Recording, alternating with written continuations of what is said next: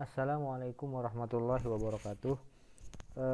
Hari ini satu materi lagi yang belum dijelaskan. Saya sudah kirimkan hasil tes kalian sudah ke email masing-masing. Cuma ada beberapa yang ada kawa emailnya, email Maulana, Bahriyah, sama siapa lagi ya? Satu lagi.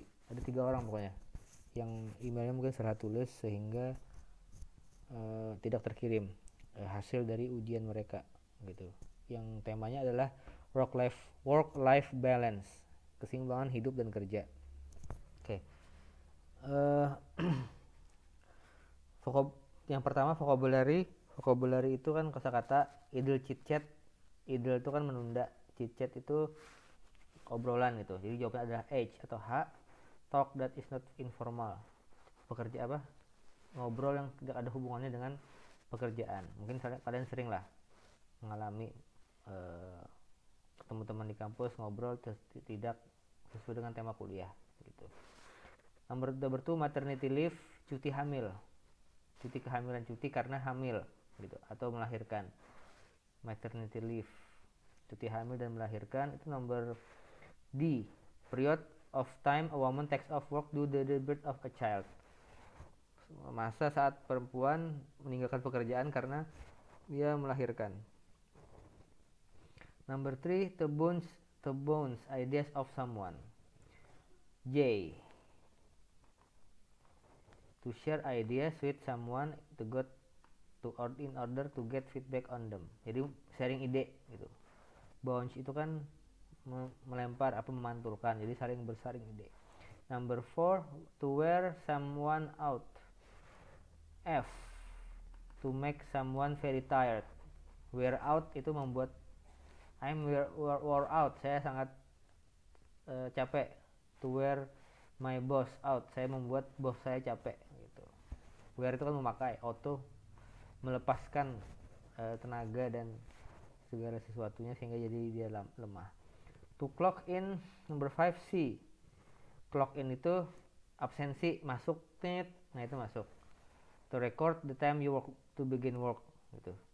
Kalau lihat di institut itu ada mesin absen itu adalah clock in.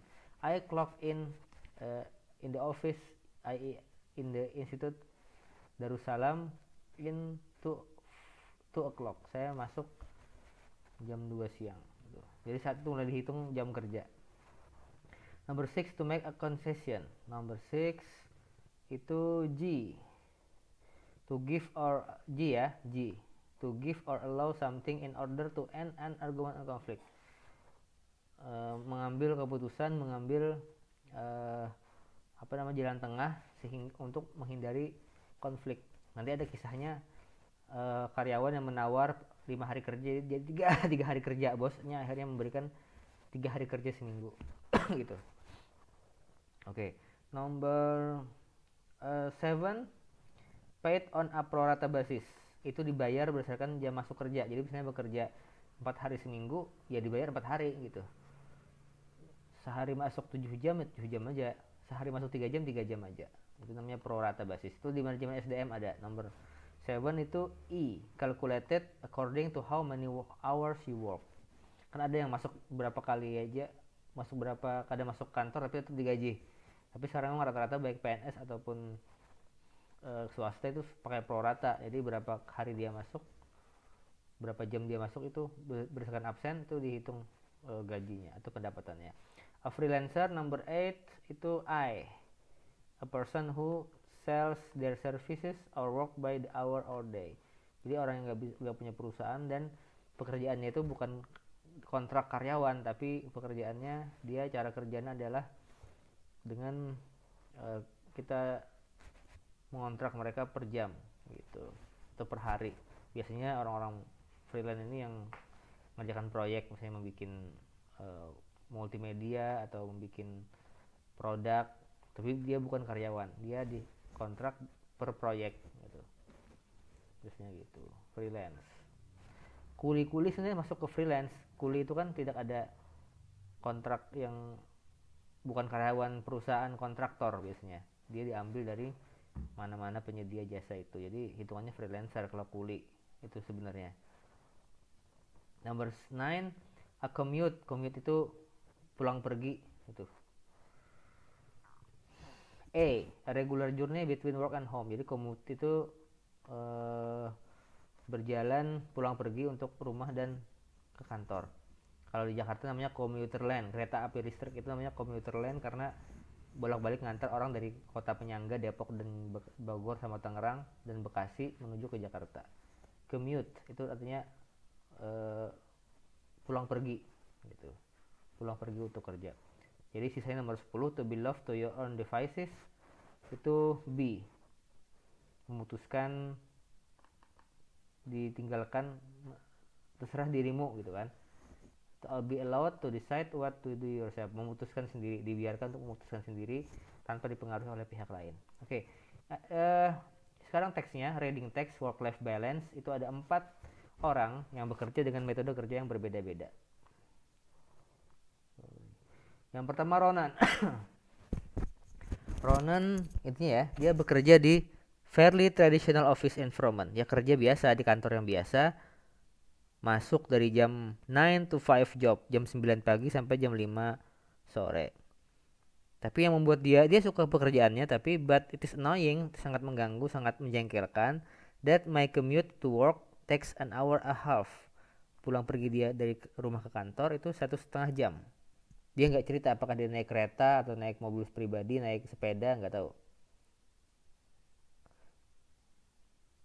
Padahal most of my work could really be done online from home.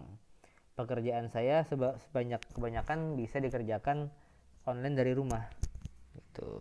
Tapi bosnya itu doesn't trust that we will get any work done if left to our own devices.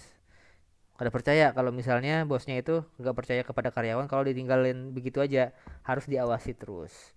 And everyone in the company has to clock in and out every day. Setiap karyawan di kantor itu harus masuk dan absen keluar, absen pulang setiap hari.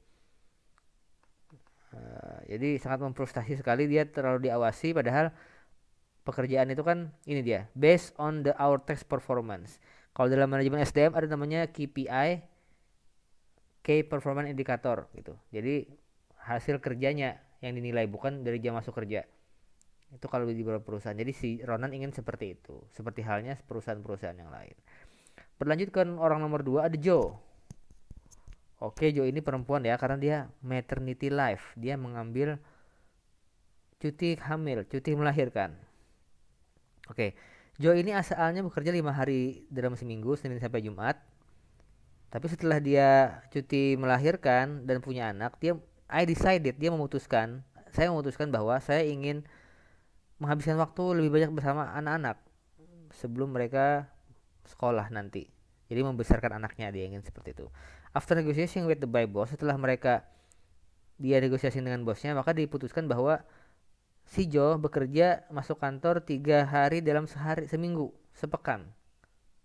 Oke, tapi konsekuensinya adalah a significant cut in my pay too. Pay itu pembayaran atau gaji atau upah.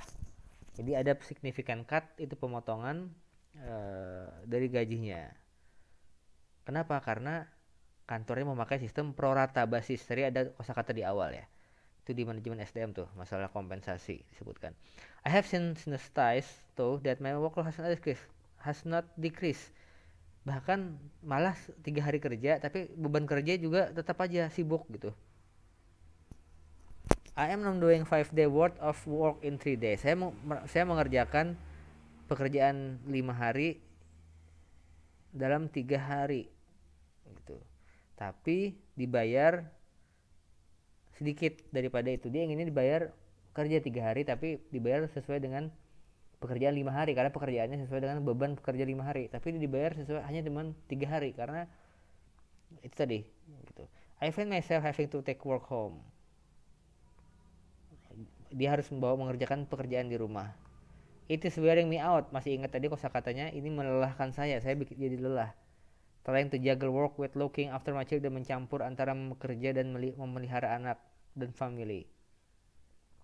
Tapi saya nggak berani membawa itu mengadu ke bos, karena bosnya sudah memberikan kompromi kan, hak concession, memberikan keputusan yang besar, kompromi yang besar, memberikan dia kesempatan kerja 3 hari dalam seminggu. Kan kadang yang